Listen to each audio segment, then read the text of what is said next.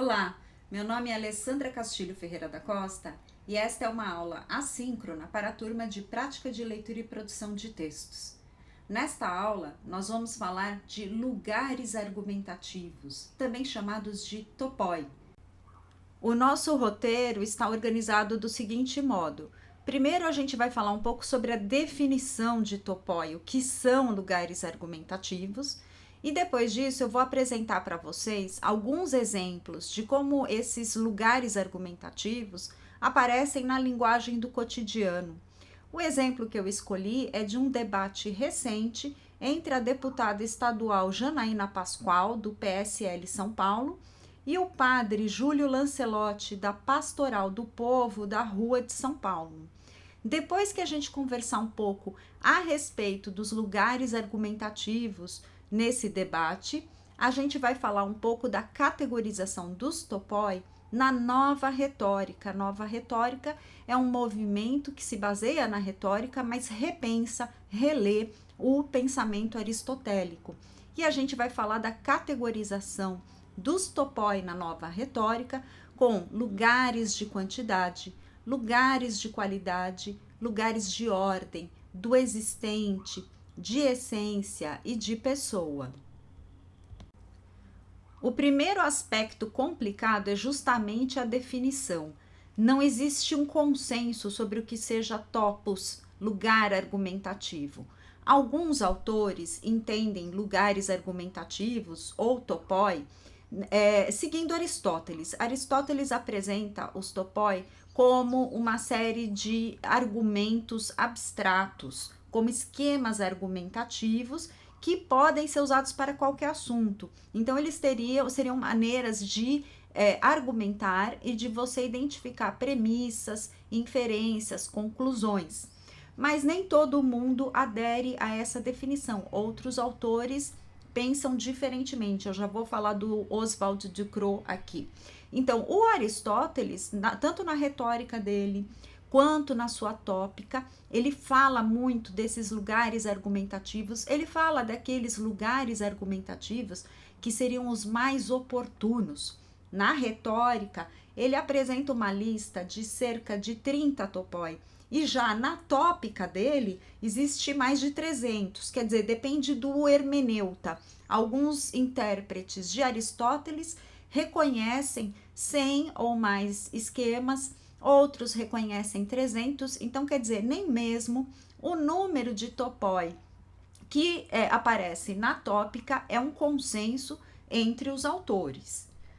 Outros autores, eles entendem por topos não exatamente um esquema argumentativo abstrato, mas determinados conteúdos já consensuais. Então, o Oswald Ducrot, por exemplo, ele diz que num enunciado como está fazendo calor, vamos para a praia, você teria aí um topos, uma tese, um lugar argumentativo que seria o calor torna a praia agradável. Então, quando eu digo está fazendo calor, vamos para a praia, eu posso tirar esta conclusão, vamos para a praia, a partir da premissa, o calor torna a praia agradável. Então, esta premissa que está implícita, que não aparece, ela permite esse cálculo argumentativo, ela permite passar de está fazendo calor para vamos para a praia. Então, para o Oswald Ducrot, o topos não é um esquema abstrato, mas é um tipo de conteúdo. Agora, uma coisa, todas as definições mais diferentes, elas têm em comum, que é o fato de que, de algum modo, o topos, ele é entendido como uma premissa que não está explicitada no texto. É uma premissa que guia o raciocínio para uma determinada conclusão. Agora, essa questão para a prática de leitura e produção de texto é muito importante. A gente tem textos disputados na história, na esfera religiosa, na esfera filosófica, na literatura, e a questão da presença dos topoi nesses textos, ela é decisiva para a interpretação do texto. E, logicamente, que esses topoi também podem nos ajudar a produzir texto O Aristóteles, na verdade, quando ele fala dos topoi, ele procura usar os topoi como uma maneira de descobrir o que dizer, de organizar as ideias. Então, na retórica, quando a gente falava da produção de um discurso, a retórica partia de uma série de fases de produção desse discurso. A primeira fase era a fase da invenção. E essa tópica do Aristóteles e na retórica do Aristóteles, então ele traz essa lista de topoi como uma maneira de descobrir o que dizer para os determinados assuntos, né? Então, a partir de determinados topoi, eu posso ir descobrindo quais são as premissas, quais são as conclusões que eu posso tirar de determinado assunto. Então, tanto para a produção quanto para a interpretação de texto, esses topoi desempenham um papel decisivo. Bom, então nesta aula a gente vai abordar principalmente os esquemas argumentativos abstratos, de que fala o Aristóteles. E eu vou começar com alguns exemplos.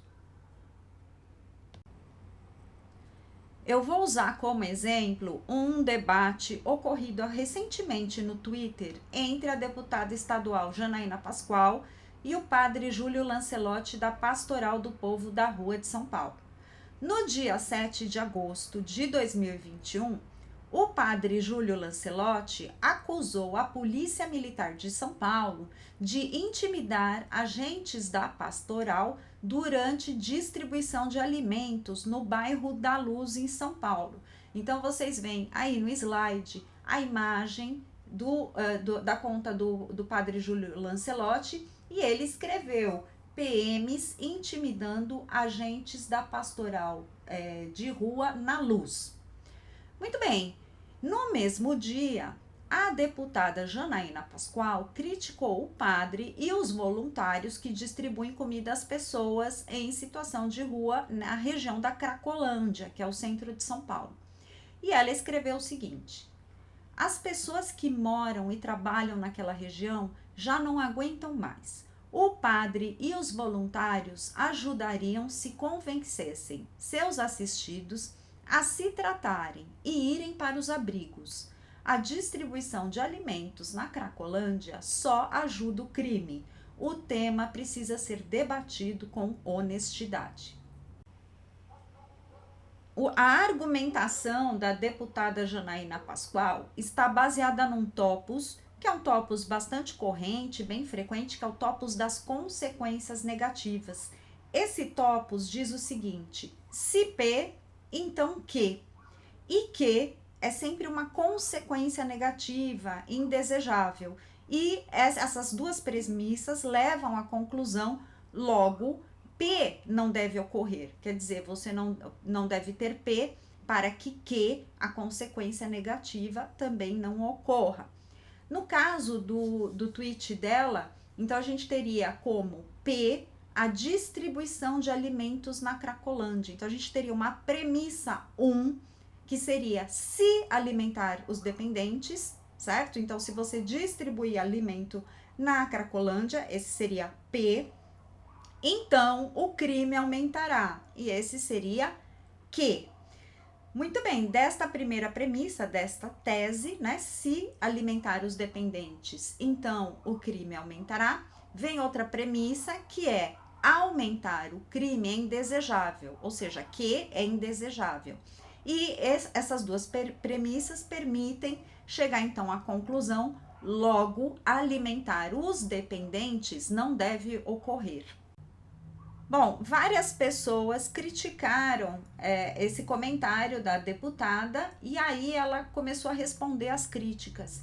E quando ela respondeu às críticas, ela usou outro topos, que é o topos da posição de saber algo. Esse topos, ele é baseado nas seguintes premissas. Premissa 1, todo mundo no grupo G aceita A. E premissa 2, o grupo G está em posição de saber que A é verdadeiro. E dessas duas premissas, a gente pode tirar a conclusão, portanto, A é verdadeiro. Então, a gente teria, na resposta dela, eu vou ler a resposta dela e aí eu comento. A resposta dela é a seguinte: Pergunto a todas as pessoas que estão me detonando o seguinte: se você tivesse um parente se matando com drogas na Cracolândia, o que preferiria? Alguém que o alimentasse ali, possibilitando sua permanência no vício? Ou alguém que o estimulasse a sair daquela condição? Muito bem, então essa pergunta dela, esse comentário, ele parte das seguintes premissas. Premissa 1, todo mundo no grupo G, o grupo G seria constituído pelos parentes de dependentes de crack, aceita A, e A seria alimentar, é possibilitar a permanência no vício. Aí a segunda premissa, o grupo G, parentes de dependentes de crack, está em posição de saber que A, alimentar, é possibilitar a permanência no vício, é verdadeiro. E essas duas premissas, então, permitem o cálculo argumentativo da gente tirar a seguinte conclusão. Portanto, A, alimentar, é possibilitar a permanência no vício, é verdadeiro. Uma das respostas que a deputada Janaína Pascoal recebeu é baseada no topos do exemplo. Então, em sua crítica à deputada, André Janones usou o seguinte topos. Premissa 1, o indivíduo P é prestigiado por indivíduos Q. Premissa 2, P executa o ato A. Premissa 3, Qs querem ser como P. E aí, disso a gente pode concluir que devem executar o ato A. Este esquema abstrato, ele aparece concretamente na resposta de André Janones do seguinte modo. Premissa 1, o indivíduo P, Jesus, é prestigiado por indivíduos Q, cristãos. Premissa 2, P, Jesus, executa o ato A, ficar enojado com o tweet de Janaína Pascoal. Premissa 3, Qs, cristãos, querem ser como P, Jesus. E disso se pode concluir que Qs, cristãos, devem executar o ato A, ficar enojados com o tweet de Janaína Pascoal. Então, é esse raciocínio que guia o texto de André Janones, que diz o seguinte: Janaína, a imagem que você segura em sua foto de perfil é Jesus. Talvez você não o conheça e só usou a imagem para a foto, mas ele com toda certeza ficou enojado lendo esse seu tweet. Outro topos interessante que aparece nesse debate é o topos da correlação, e ele é utilizado pelo padre Júlio Lancelotti, na resposta dele a Janaína. Agora, a resposta dele a Janaína Pascoal é, na verdade, uma refutação. Então, esse topos da correlação diz o seguinte: há uma correlação positiva entre A e B, e disso se pode concluir, logo, A causa B. E então, quando o padre Júlio Lancelotti escreve corrupção e não alimento mantém a Cracolândia, ele está estabelecendo uma correlação positiva entre A, corrupção, e B, existência da Cracolândia. Logo, a corrupção, é que causa B, a existência da Cracolândia. Quer dizer, com este topos da correlação, então o padre refuta a premissa anterior da Janaína Pascoal de que alimentar é possibilitar que a pessoa permaneça no vício. Né? Então, no argumento da Janaína Pascoal, aquele das consequências negativas, a gente teria como P, causa, alimentar os dependentes, e como Q, consequência, o aumento do crime. Na resposta do padre, ele refuta essa relação causal entre alimentar e a existência do crime. E ele estabelece uma relação com outra causa. A causa seria corrupção, que traz a consequência B, a existência da Cracolândia. Então, aqui a gente tem um movimento de refutação. Agora, como vocês estão percebendo, esses topoi que eu mencionei no debate da Janaína Pascoal com o padre Júlio Lancelotti são esquemas abstratos. a gente pode usar esses mesmos esquemas para outros conteúdos. Mas agora a gente vai falar um pouquinho de como esses topoi aparecem em alguns autores. Então, por exemplo, 3 autores que fizeram uma compilação de esquemas argumentativos são Walton, Reed e Macagno. E eles 3 coletaram 96 esquemas argumentativos na sua obra Argumentation Schemes. Se vocês lerem em inglês, eu sugiro que vocês baixem esse livro. Esse livro é muito útil, tanto para produzir quanto interpretar textos, para você identificar nos textos quais são os raciocínios, quais são os topoi.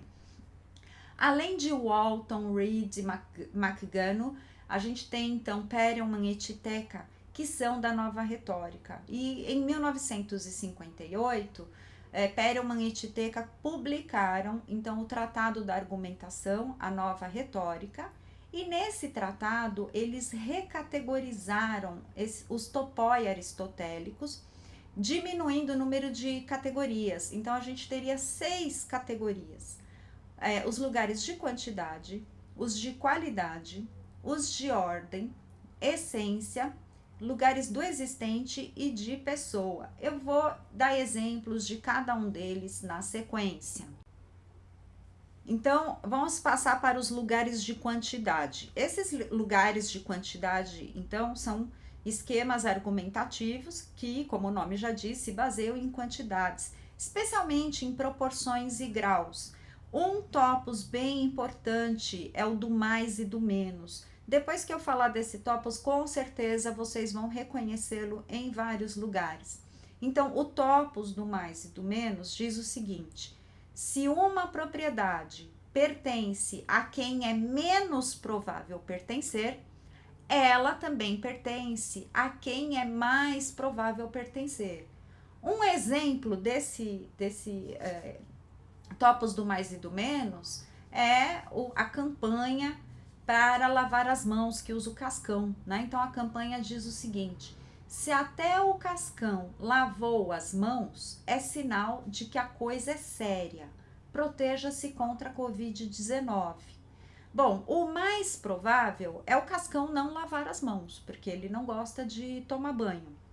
Mas como o menos provável ocorreu, que é o Cascão lavar as mãos, então o mais provável também deve ocorrer, que é outras pessoas lavarem as mãos. Ainda dentro desses lugares de quantidade, a gente tem outro esquema que seria o seguinte: se o que é mais provável acontecer não acontece, então o que é menos provável também não acontece. Um exemplo disso é esse cartaz que eu encontrei na internet que diz assim: se nem meu parto foi normal, porque eu seria? Bom, o mais provável é que o parto seja normal. E dado que o que é mais provável não ocorreu, o parto não foi normal, então o que é menos provável, que é a pessoa ser normal, também não pode ocorrer. Outro exemplo desse mesmo esquema é o meme que diz assim: se até a própria família fala mal de nós, o que esperar do resto? Então, esse meme se baseia nesse mesmo esquema, pensando o seguinte, que o mais provável é a família apoiar a pessoa. E dado que o que é mais provável não ocorreu, quer dizer, a família não apoia, mas fala mal do indivíduo, então o menos provável, que é outras pessoas apoiarem, também não ocorrerá, desculpem. Um terceiro esquema dentro dos lugares de quantidade diz o seguinte, que quem faz o mais, ele também faz o menos. E inversamente, quem não faz o menos, quem não faz o mínimo, ele também não vai fazer o mais. Ou então o Aristóteles, por exemplo, ele dá o exemplo: se alguém bate no próprio pai, essa pessoa também bate no vizinho. E se alguém não é capaz de ajudar a própria família, ele não vai ajudar quem não é da família. Nos exemplos que eu escolhi para vocês, então a gente tem aqui uma caneca que diz assim: se até a minha risada é exagerada, imagina o meu amor. Bom, então o mais provável é que a risada da pessoa não seja exagerada. Mas se no mínimo é exagerado, né? Se é no que é menos provável é exagerado, então essa pessoa vai ser exagerada em tudo. Então essa caneca se baseia nesse último esquema do quem faz o mais, ele faz o menos também. Muito bem, agora passando para os lugares de qualidade. O lugar de qualidade, ele valoriza aquilo que é único, raro, exclusivo, difícil. Aristóteles diz o seguinte na Tópica: o bem mais conspícuo é mais desejável do que o menos conspícuo, e o mais difícil do que o mais fácil. Então, toda a publicidade em torno de artigos de luxo, por exemplo, está baseada nesse topos. Eu encontrei uma reportagem antiga da Isto É, que fala de luxo compartilhado. Então, eles mencionam um modelo de propriedade fracionada. Então, várias pessoas se juntam para poder desfrutar de mansões, aeronaves, iates, sem pagar conta sozinho. Então, eles pagam juntamente para poder se utilizar desses bens. Bom, o que é interessante é que esse compartilhamento de bens de luxo, luxuosos, né, bens de luxo, o Topos de Qualidade vai dizer que o mero compartilhamento já torna esses bens menos valiosos. Quer dizer, o fato de serem compartilhados seria uma indicação de que não são de luxo. Eles deixam de ser de luxo por serem compartilhados, né? Então seriam menos exclusivos. Eu não sei quantos de vocês já leram O Pequeno Príncipe. Quem não leu, eu sugiro ler. Não é uma obra apenas para crianças, é uma obra que fala adultos também. E nós temos no Pequeno Príncipe uma conversa entre o Pequeno Príncipe, que é o protagonista, e uma raposa. O Pequeno Príncipe e a raposa se encontram e eles começam uma amizade. E a raposa, ela vai explicando para o Pequeno Príncipe como isso ocorre, como é que essa amizade começa a se desenvolver. Eu vou ler um trechinho da fala da raposa. A raposa diz o seguinte: tu não és para mim senão uma pessoa inteiramente igual a 100.000 outras pessoas. E eu não tenho necessidade de ti. E tu não tens necessidade de mim. Mas se tu me cativas, nós teremos necessidade um do outro. Serás para mim o único no mundo, e eu serei para ti a única no mundo. Neste exemplo, a raposa deixa claro que o que é comum é pouco valioso. Veja que por trás dessa fala está o topos da qualidade, está o raciocínio, a tese, a premissa de que aquilo que é raro, difícil e único é mais valioso do que aquilo que é compartilhado ou que é comum. Então, quando a raposa diz tu não és para mim senão uma pessoa inteiramente igual a 100.000 outras pessoas, ela está dizendo que ele, o Pequeno Príncipe, não é valioso para ela naquele momento, porque ele é igual a 100.000. E aí, quando ela continua e argumenta, se tu me cativas, ou seja, então, se aos poucos eles desenvolvem um relacionamento de confiança e aí um passa a desenvolver afeto pelo outro, então um vai ter necessidade do outro. Neste momento, aí ele não é mais igual a 100.000, aí ele é único. E como é único, então o topos da qualidade diz, olha, o que é único é mais valioso do que é comum. E aí a raposa afirma, serás para mim o único no mundo. Então a gente tem nesse trecho da obra o raciocínio, a premissa do topos da qualidade. Outro exemplo desse topos de qualidade é o artigo que eu encontrei no WikiHow com o seguinte título: Como se fazer de difícil para conquistar uma mulher. E o primeiro parágrafo diz o seguinte: fazer-se de difícil é a maneira perfeita para conseguir a atenção de uma garota e fazer com que ela veja que você vale o esforço.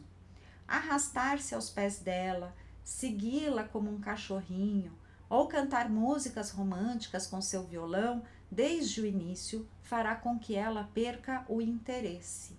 É claro que você pode demonstrar como se sente e ao mesmo tempo mantê-la interessada. Caso queira descobrir como se fazer de difícil, leia este artigo para conseguir a garota dos seus sonhos sem parecer que está sequer se esforçando. Então veja que logo ali naquelas linhas que eu grifei em amarelo, o que a gente percebe então é essa premissa, a tese de que aquilo que é difícil é mais valioso. Portanto, um homem difícil é mais valioso do que um fácil. E se esse homem se arrastar aos pés dela, segui-la como um cachorrinho ou cantar músicas românticas com seu violão, então o artigo diz que ela vai perder o interesse. Por que ela perderia o interesse? Porque pensaria, ele não é exclusivo, ele não é difícil, ele não é raro, então é menos valioso.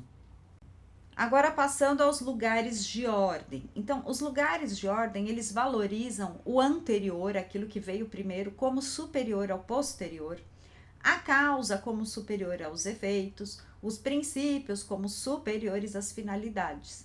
Um exemplo disso é valorizar, conceder superioridade ao que é tradicional. Vocês devem perceber bastante esse apelo à tradição na propaganda, né? Então, quando muitas marcas usam desse topos com expressões como, olha, a cerveja original. Outro exemplo que eu trouxe para vocês dessa valorização do anterior em comparação ao posterior é essa tendência de falar do raiz ou do Nutella. Então tem a mãe raiz e tem a mãe Nutella. A mãe raiz, o nome dos filhos era Maria ou José, batia com vara de espinho, xingava o próprio filho, né, de filho de uma égua, atirava o chinelo na cara, se batesse no colega na escola, apanhava em casa. Se apanhasse na escola, apanhava mais ainda em casa, usava sabão de coco, o pão era com margarina. Aí a mãe Nutella. A mãe Nutella, os filhos vão se chamar Enzo ou Valentina. Conversa com carinho para corrigir. Faça isso não, meu amor.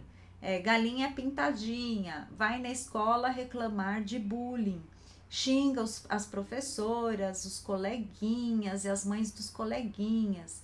E usa Protex e Johnson's Baby. E o pão é com Nutella. Então, quer dizer, a gente tem aqui uma valorização da mãe raiz, aquilo que era antigamente. Antigamente era melhor, hoje em dia não é. E o outro exemplo que eu encontrei é do Nutella raiz, que é o ioiô creme, e a Nutella, né? Então, o ioiô creme tinha na cantina da escola, tem preto e branco, comia com o dedo, custava 50 centavos. A Nutella só tem no mercado, só tem preto, é geração 7-1, come no pão e usa faca, custa o preço de um carro. Então, a gente tem aqui, nesses dois exemplos, uma valorização do anterior em relação ao posterior. Este é um lugar de ordem, é uma premissa de ordem.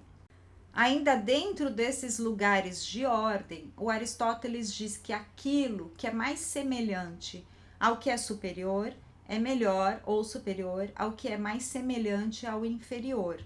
Então, eu não sei o quanto vocês são íntimos com o discurso religioso, mas a gente pode identificar, por exemplo, no discurso religioso, um argumento que seria, olha, o homem é mais parecido com Deus porque a gente chama Deus de pai e não Deus de mãe.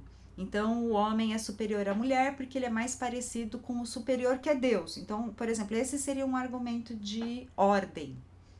O Aristóteles também defende que se uma coisa não pode ser trazida à existência sem a segunda, enquanto a segunda pode existir sem a primeira, a segunda é melhor, superior. Então, quer dizer, aquilo que veio antes, que existe sem o outro, é melhor o superior. Aqui também no discurso religioso a gente tem esse tipo de argumento, de dizer, não, olha, o homem foi criado antes, então como ele foi criado antes da mulher, ele é superior, ele veio antes. Outro argumento, né, dentro desses lugares de ordem, outro esquema abstrato que Aristóteles defende é aquilo que tem valor por si mesmo é melhor, superior ao que tem valor por outra razão. Então, no discurso religioso ainda, né? Você tem pessoas que dizem, não, a mulher ela foi criada para ser ajudadora do homem e, portanto, ela é inferior, porque ela é uma ajuda, não foi o homem que foi criado para a mulher. Bom, esses argumentos que eu mencionei aí do discurso religioso, é interessante, depois eu vou mostrar para vocês, é interessante que tem uma passagem famosa, que é de 1 Coríntios 11, e que é uma passagem disputada em termos de interpretação. Então, alguns entendem que essa é uma passagem em que o apóstolo Paulo ordenaria que as mulheres usassem véu nas assembleias religiosas. Outros entendem que essa é uma interpolação, que esse era um comentário que estava na margem do texto e que um editor colocou o comentário da margem no corpo do texto. E ainda existe a hipótese de citação, em que o apóstolo Paulo comentaria questões trazidas pelos coríntios e responderia. E aí parte desse capítulo, de alguns desses argumentos favoráveis ao véu, seriam, na verdade, a voz dos coríntios e não a voz do apóstolo Paulo. Então, você tem diferentes interpretações e num outro momento eu vou tentar mostrar para vocês como o topos do mais e do menos e esse topos da ordem, eles aparecem como posições diferentes nesse texto. Então, a hipótese mais provável seria a de citação e refutação mesmo. Mas isso fica para outro momento.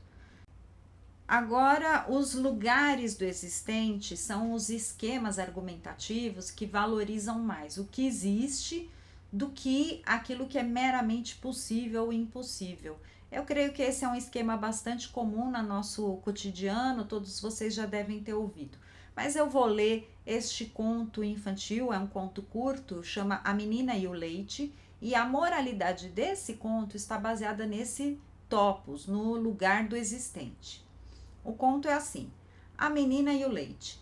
Era uma vez uma menininha linda e sonhadora que ganhou um pote de leite. Feliz foi ao mercado vender o presente. No caminho, cumprimentava toda a bicharada e fazia planos. Com o dinheiro do leite, vou comprar muitos ovos.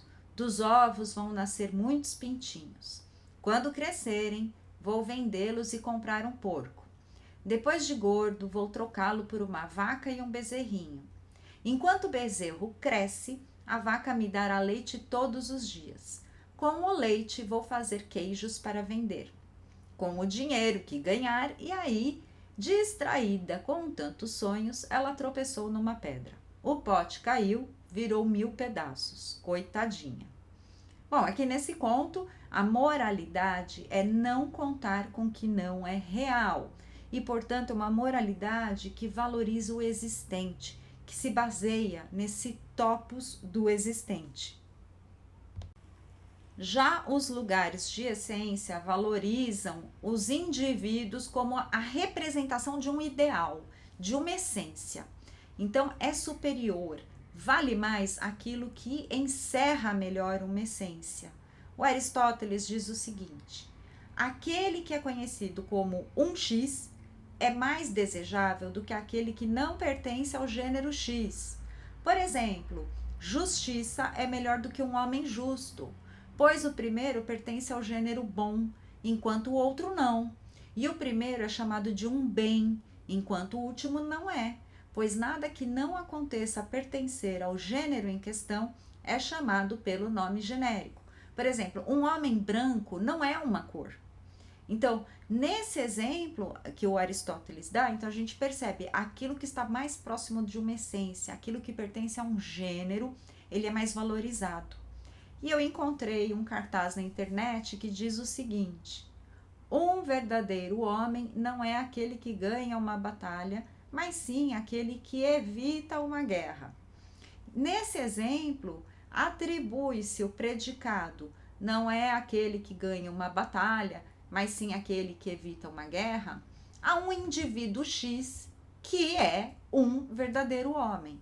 Ou seja, aqui se argumenta pela essência do que seria a categoria homem.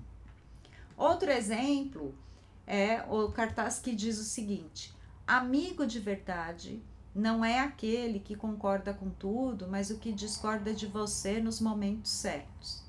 Como no exemplo anterior, aqui você tem uma argumentação sobre a essência do verdadeiro amigo, sobre a essência de amigo.